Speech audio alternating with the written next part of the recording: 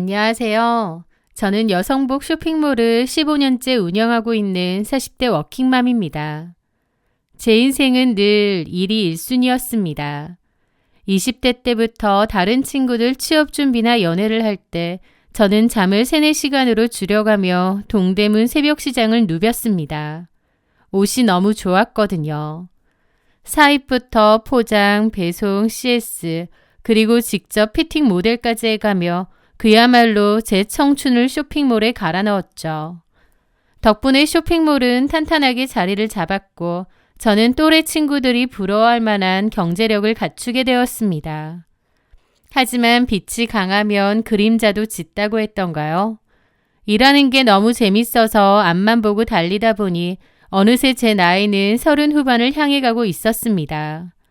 주말에도 사무실에 나가 일하는 게 편할 정도로 워커홀릭이 되어버린 저에게 결혼은 그저 남의 나라 이야기 같았죠. 그런데 38살 늦은 나이에 운명처럼 제 심장을 뛰게 만든 남자가 나타났습니다. 상대는 저희 회사의 경력직 MD로 입사한 저보다 6살 어린 배성현이었습니다. 처음 면접 볼 때만 해도 그저 인상 좋고 싹싹한 직원 정도였습니다. 그런데 같이 일을 해보니 볼수록 진국이더라고요.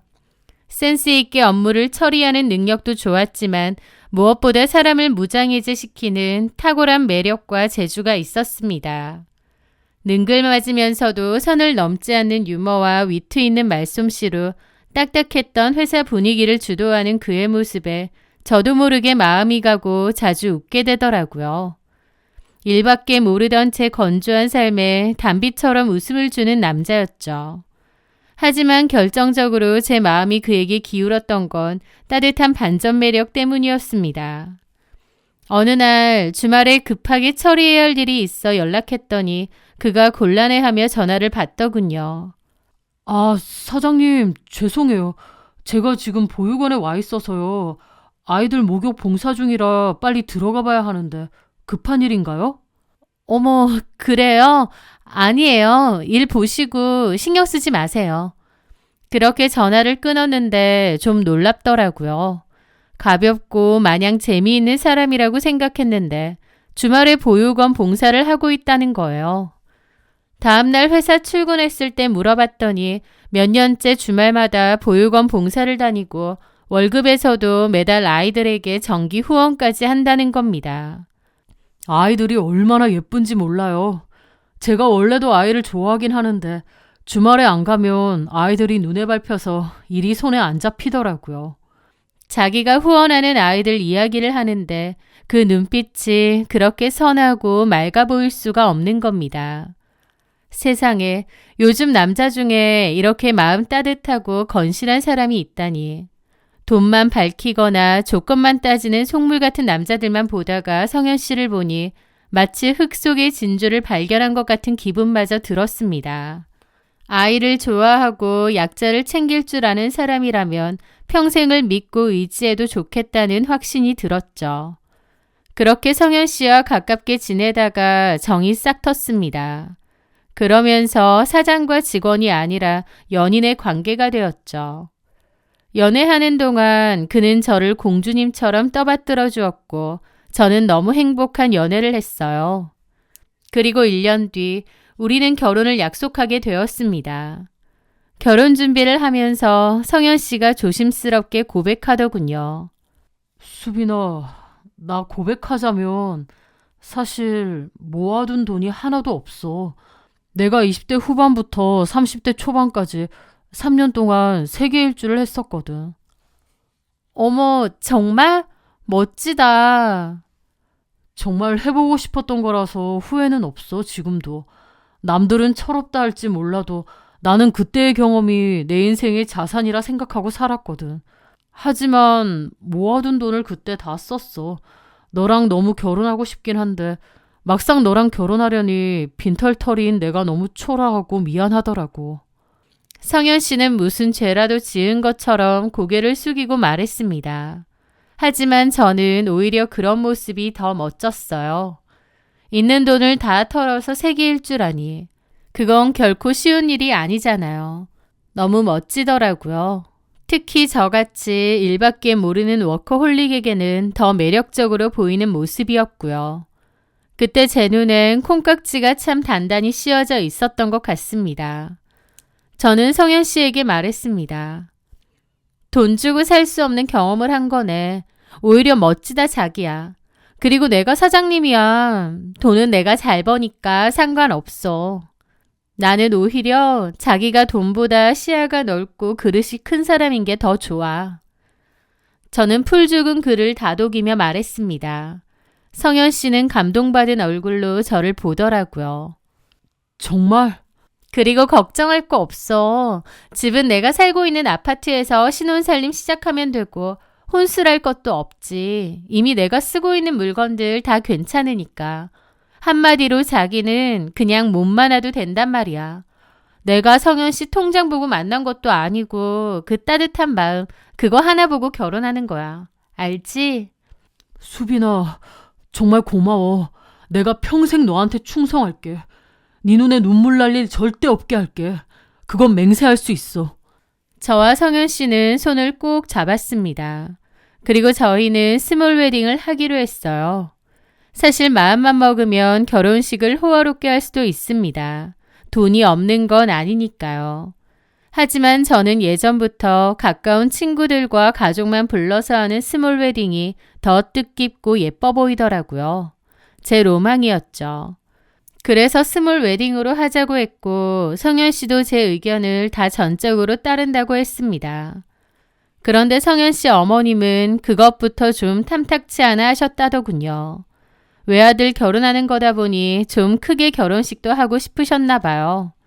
그런데 제가 스몰 웨딩을 원한다고 성현 씨가 전했더니 그게 싫으신 거죠. 하지만 성현 씨가 제 의견을 따르겠다고 단호하게 나오니 그냥 알겠다고 하셨답니다. 어머님은 처음부터 저를 썩 마음에 안 들어 하셨어요. 하지만 그런 마음을 노골적으로 드러내진 않으셨습니다. 오히려 제가 해가는 경제적인 조건들을 아셨기에 싫어도 티내지 않고 슬그머니 꼬리를 내리셨죠. 그렇게 저는 주변의 우려와 시어머니의 눈치를 뒤로하고 오직 남편의 사람 됨됨이 하나만 믿고 결혼을 강행했습니다. 저는 결혼 3개월 만에 임신이 되었는데요. 마흔을 바라보는 나이라 임신이 쉽지 않을 거라고 생각했는데 축복처럼 아이가 빨리 찾아와 주었죠.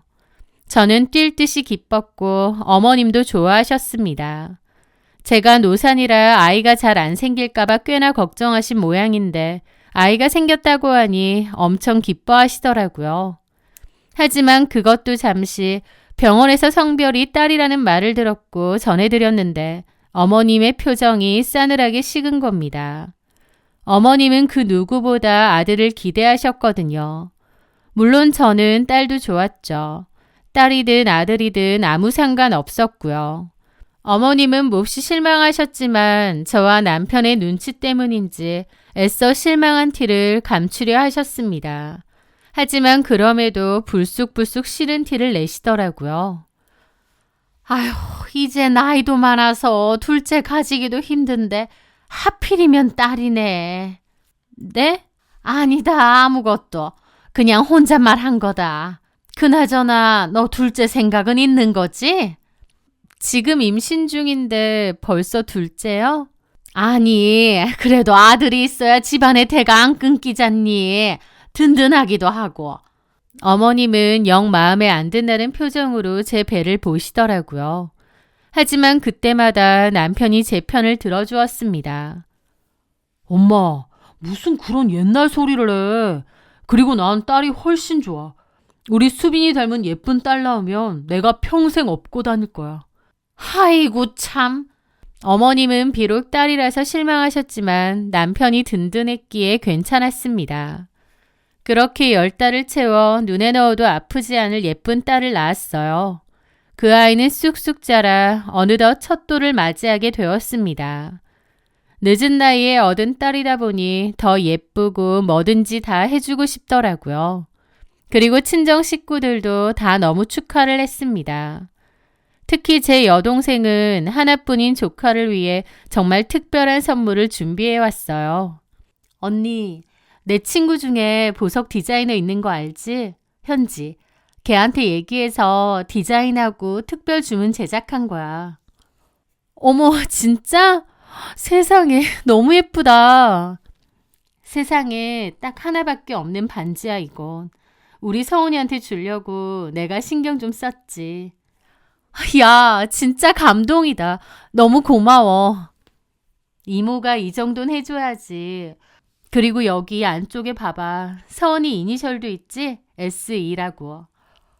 와, 그렇네. 세상에, 고마워. 서은이한테 너무 좋은 선물이다. 동생이 건넨 돌반지는 정말 독특하고 아름다웠습니다. 아이의 탄생화를 모티브로 디자인된 하나의 작품이었죠. 동생 친구가 귀금속 디자이너인데 그 친구가 특별히 디자인해준 세상에 하나뿐이라 값을 매길 수 없는 특별한 선물이었습니다. 친정 부모님도 아이를 위해 금팔찌와 금목걸이를 해주셨어요. 반면 시어머니는 요즘 금값이 천정부지라 엄두가 안 난다며 내복 2벌을 주셨습니다. 좀 황당했지만 형편이 마냥 좋으신 편이 아닌 걸 알기에 이해했습니다. 사실 선물은 동생이 준 그 특별한 반지 하나만으로도 충분할 정도였거든요. 저는 주변에서 선물 받은 금반지와 팔찌, 목걸이 등은 제 보석함 한쪽에 다 모아두었습니다. 나중에 저희 딸 서은이가 크면 싹 모아서 주려고요. 그렇게 돌잔치가 끝나고 며칠 뒤 회사에 협업 프로젝트가 생겨 한동안은 야근을 해야 했습니다. 그런데 공교롭게 원래 아이를 봐주시던 베이비시터 이모님이 사정이 있어 못 오시게 된 거예요. 남편이 그럼 엄마한테 부탁하자고 했죠. 그렇게 어머님께 아이를 며칠 맡기게 되었습니다. 죄송한 마음에 용돈은 두둑히 챙겨드렸고요. 그렇게 일주일 뒤 바쁜 일이 마무리되고 약속이 있어 나가려던 중이었습니다. 저는 무심코 귀걸이를 꺼내려고 제 보석함을 열게 되었어요. 저는 액세서리도 좋아하는 편이라 보석함도 여러 개고 그 안에 액세서리류가 다양합니다. 그래서 평소에는 필요한 것만 쏙 꺼내서 다시 집어넣는데 그날 뭔가 이상하더라고요. 다시 꺼내서 보니 한쪽에 놔둔 아이의 돌반지 중에 제 동생이 특별 제작해준 그 돌반지가 없는 겁니다. 너무 깜짝 놀랐죠. 넣어두고 나서 한 번도 꺼낸 적이 없거든요. 그런데 갑자기 딱 그 반지만 없어진 거예요. 집에 외부인이 든 흔적도 없었고 그동안 집에 오간 사람은 아이를 봐주러 오신 시어머니 뿐이었습니다. 이걸 어떡하지 망설이다가 설마 하는 마음에 어머님께 전화를 걸었습니다. 혹시 내가 깜빡하고 꺼내놨는데 어머님이 치우셨던가 한 건 아닐까? 그런 생각을 하면서요. 아, 어머니, 혹시 서랍장 안에 보석함에 있던 돌반지 보셨어요? 하나가 없어서요. 그런데 제 말이 끝나기도 전에 수화기 너머로 시어머니가 길길이 날뛰기 시작했습니다. 너 지금 뭔 소리 하는 거야? 네 보석함 안에 있는 물건이 없어졌는데 그걸 나한테 묻는 거야? 혹시 보셨나 해서. 너 지금 나 의심해서 전화한 거야? 네? 아니, 그게 아니라 집에 계셨으니까 혹시 못 보셨나 해서. 나 참 며칠 고생해서 애 봐줬더니 기껏 한다는 말이 시어미를 도둑 취급해. 너 우리 집 형편이 너네 집보다 못하다고 무시하니? 어머님은 갑자기 엄청 길길이 날뛰고 화를 내시더라고요. 평소에는 눈치를 많이 보시고 화를 막 내시는 편도 아닙니다. 그런데 그날은 작정한 듯 화를 막 내시는 거예요. 저도 당황했죠. 아니요, 어머님, 그게 아니라 혹시 제가 실수로 다른 데 뒀나 해서. 모른다. 나는 본 적도 없다. 참나, 억울해서 살겠나? 하나뿐인 며느리가 시어미를 도둑으로 모네? 그런 게 아니고요, 어머니. 됐다! 어머님은 전화를 뚝 끊어버리셨습니다. 왜 이렇게 화를 내시지 싶더라고요. 그리고 퇴근하고 돌아온 남편 역시 집에 오자마자 저한테 서운해하며 화를 냈습니다. 엄마한테 들었는데 당신 진짜 너무한 거 아니야? 엄마를 어떻게 도둑 취급을 해? 아니, 돌반지가 없어져서 그냥 여쭤본 건데. 솔직히 그냥 여쭤본 거 아니잖아. 밖에 나와 있는 거 어디 갔냐 물어본 것도 아니고 화장대 서랍장 안에 보석함에 있었던 거라며. 그 말인즉슨 엄마한테 훔쳤냐 물어본 거나 마찬가지잖아. 당신 우리 집 가난하다고 무의식 중에 깔보는 거 다 티나는 거 알아? 뭐라고? 아니 무슨 그런 말을 해. 나는 그저 집에 온 사람이 어머님밖에 없는데 반지에 무슨 발이 달려서 나간 게 아니잖아. 그래서 여쭤본 건데. 그깟 반지 하나 때문에 우리 엄마 가슴에 대못을 박아. 진짜 너무한다. 엄마한테 사과해. 남편이 하도 섭섭해하며 화를 내는 통에 저는 더 이상 아무 말도 하지 못했습니다. 내가 그렇게 잘못한 건가 싶더라고요. 차라리 다른 반지면 어쩔 수 없다고 생각했을 거예요. 그런데 하필 동생이 특별하게 만들어준 그 반지가 없어지니 미치고 팔짝 뛰겠더라고요.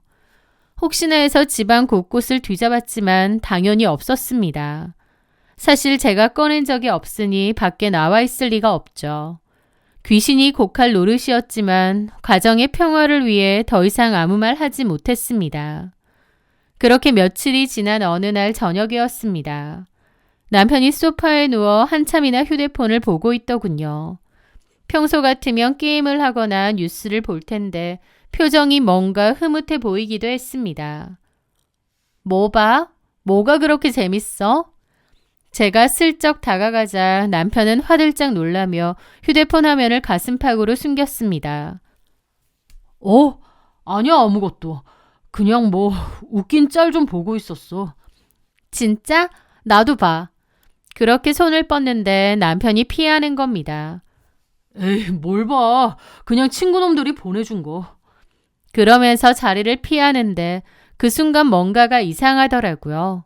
여자의 직감이 경고등처럼 울렸다고 해야 될까요? 별거 아닌 일일 수도 있지만 뭔가 남편의 행동이 너무 부자연스럽고 이상한 겁니다. 잠시 후 남편이 씻으러 욕실에 들어간 사이 저는 남편의 휴대폰을 집어들었습니다. 다행히 잠금이 풀려 있었죠. 그렇게 열었는데 화면에는 인스타 피드가 켜져 있더라고요. 그리고 방금까지 보고 있던 게시물은 어떤 귀여운 남자아기 사진이었습니다. 남의 집 애 사진을 왜 보고 있지? 귀여워서 보고 있었나? 아니면 아는 사람 애긴가? 갸우뚱하고 넘기려던 찰나 제 심장이 덜컥 내려앉았습니다. 왜냐면 그 사진 중 하나에는 돌반지가 보였거든요. 통통한 아기 손가락에 끼워진 금반지. 그런데 그 금반지는 바로 제 동생이 특별 주문 제작했던 세상에 단 하나뿐인 바로 그 돌반지였습니다. 저는 눈을 비비고 다시 봤습니다. 아무리 봐도 저희 아이께 맞았어요. 흔한 디자인이 아니기 때문에 절대 헷갈릴 수가 없었죠. 그런데 이 애가 누구길래 이걸 끼고 있지? 이게 뭐지? 남편은 이걸 왜 보고 있지? 머릿속이 하얗게 변하는 와중에 사진 밑에 달린 해시태그들이 제 눈에 보이더군요. 사랑하는 우리 아들 첫돌, 어머님이 주신 선물, 할머니 사랑 듬뿍, 흔치 않은 디자인, 센스쟁이 시엄니, 금쪽 같은 내 새끼.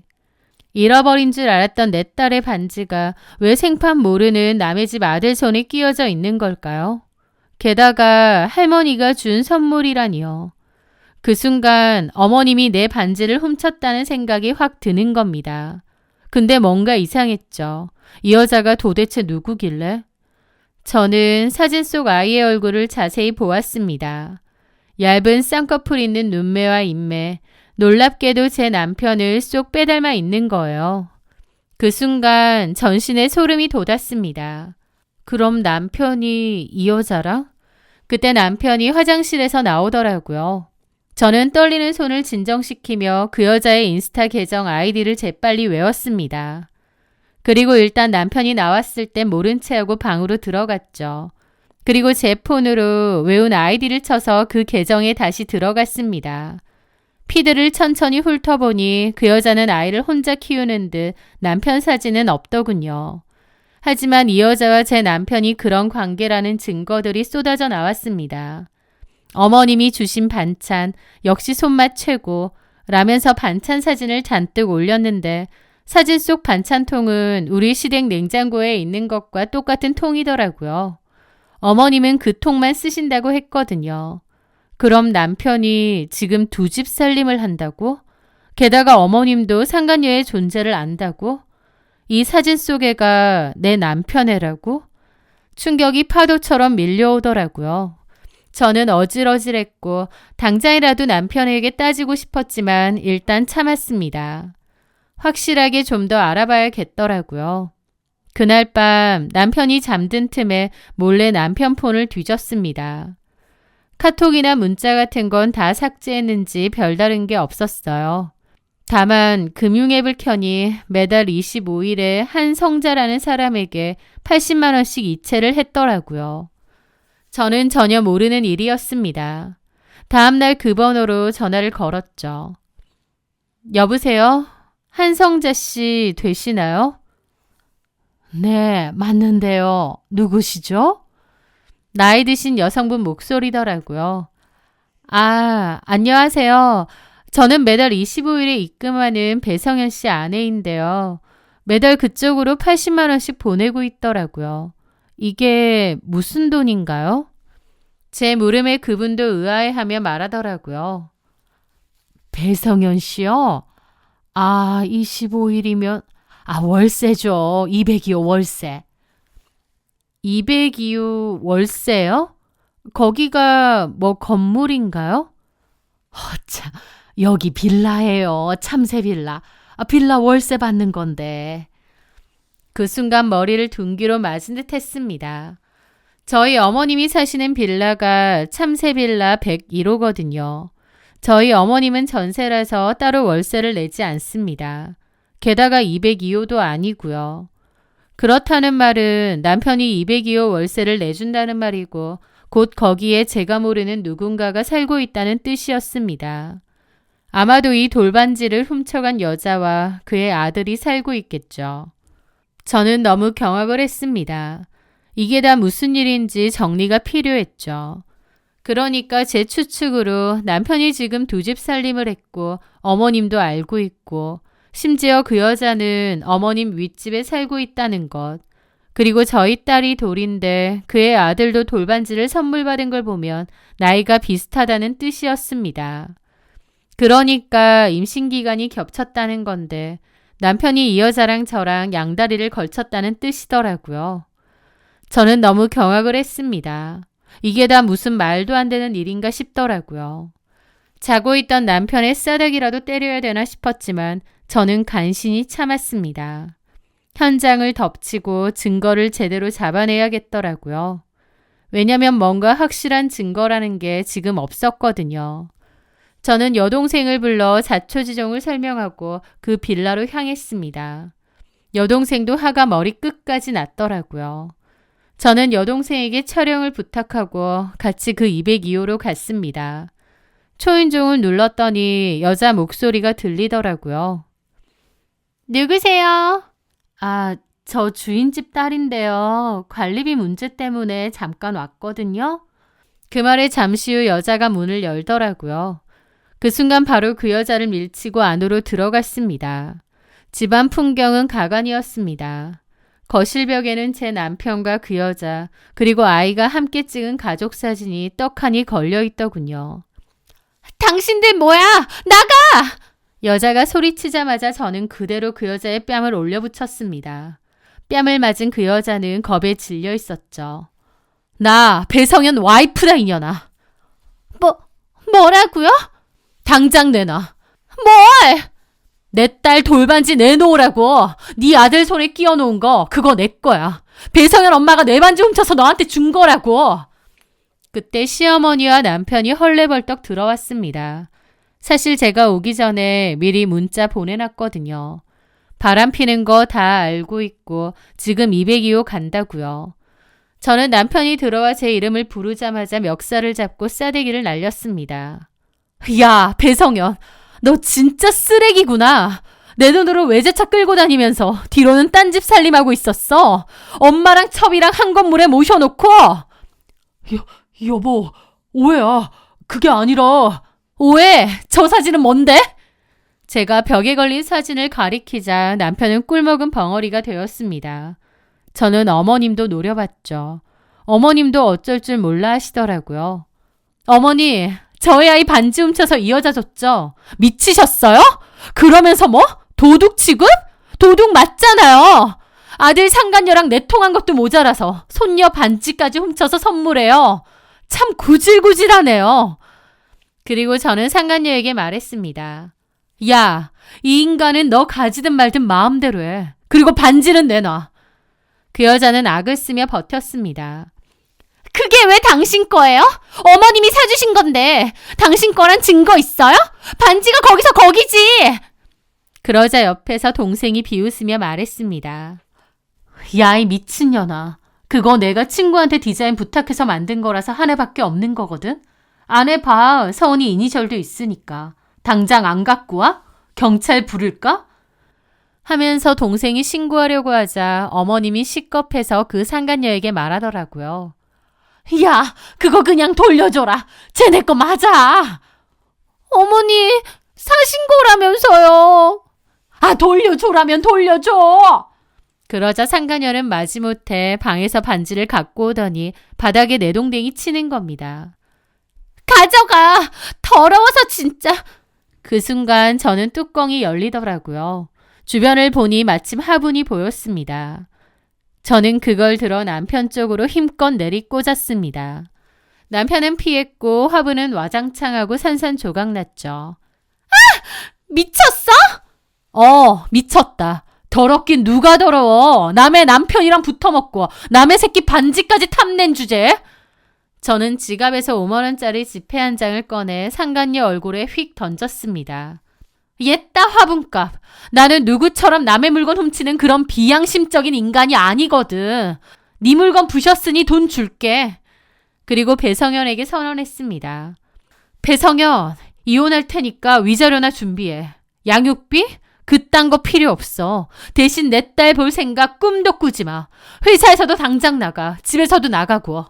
저는 그렇게 동생과 그 길을 떠났습니다. 그 길로 상간녀와 시어머니, 남편 모두에게 소송을 걸었죠. 그날 촬영한 증거가 있었기에 남편이 두 집 살림에 아이까지 있다는 사실이 여실히 다 드러났습니다. 증거가 워낙 명백했기에 완벽하게 승소했고 친권과 양육권 모두 제가 가져왔습니다. 빈털터리가 된 남편은 제 회사에서도 쫓겨나고 제가 사줬던 외제차도 뺏겼죠. 여태까진 저랑 살면서 생활비 한 번 안 냈거든요. 오히려 제 카드로 신나게 긁고 다녔죠. 그러면서 지 월급으로 어머님 생활비에 그 여자 월세 내주고 살았던 것 같은데 이제는 회사도 잘리고 그런 생활은 꿈도 못 꾸죠. 202호 월세 낼 돈이 없으니 정리하고 어머님의 좁은 전셋집에 넷이서 지지고 볶으며 사는가 보더라고요. 저는 야무지게 위자료 다 받아내고 그 집이랑 끝을 냈고요. 시간이 좀 흐른 뒤 남편 놈은 딸 핑계대며 만나자고 연락이 오는 겁니다. 그 좁은 집에서 복작거리며 살다 보니 아차 싶었겠죠. 저는 딸이 어쩌고 하는 남편 놈에게 네 아들이나 챙기고 살라고 우리 딸에게 아빠는 죽고 없다고 단호히 선을 그었습니다. 사실 소송을 하면서 조사하다가 알게 된 건데요. 남편이 예전에 보육원에서 봉사를 했다느니 세계 일주를 몇 년 갔다 왔다느니 그런 소리를 잘했잖아요. 저는 그런 모습에 남편에게 큰 매력을 느꼈던 거고요. 그런데 알고 보니 그런 것도 다 거짓말이었습니다. 남편은 보육원 봉사활동을 한 적도 없고 세계 일주도 갔다 온 적이 없었습니다. 그러니까 이 인간은 완전 습관적인 거짓말을 달고 사는 그런 인간이었던 거예요. 자기를 잘 포장할 줄만 아는 사기꾼이나 다름없는, 그러니까 사랑꾼 행세하면서 저랑 결혼하는 와중에 다른 여자 만나서 두 집 살림을 했던 거죠. 와, 내가 완전 사기꾼 같은 놈한테 당했구나 싶어서 기가 막히더라고요. 그리고 전 시모도 그 상간녀의 존재를 알았는데 그 상간녀가 아들이 있다고 하니 그쪽으로 마음이 간 모양이었습니다. 게다가 그 상간녀가 배성현보다 나이도 어리고 멍청해서 말도 잘 듣고 거기다 아들까지 했으니 콧대 높은 며느리인 저보다 그쪽에 더 마음이 갔나 보더라고요. 그런데 전 시모도 참 구질구질하죠. 돌반지 하나 사줄 돈 없어서 며느리 거 훔쳐서 상간녀한테 준다니요. 그게 딱 그 집안 수준이 아닌가 싶습니다. 하지만 전시모가 내 딸 반지를 훔쳐가 상간녀에게 선물한 덕분에, 그리고 그 상간녀가 멍청하게 그걸 다 SNS에 올리는 바람에 남편의 추악하면서도 감쪽 같던 두 집 살림을 알게 되었습니다. 그렇게 치면 그 반지가 제 인생을 구해준 셈이 아닌가 싶어요. 쓰레기들은 분리수거해서 싹 버리고 저는 제 딸과 보란 듯이 더 잘 살 겁니다. 제 사연 들어주셔서 감사합니다.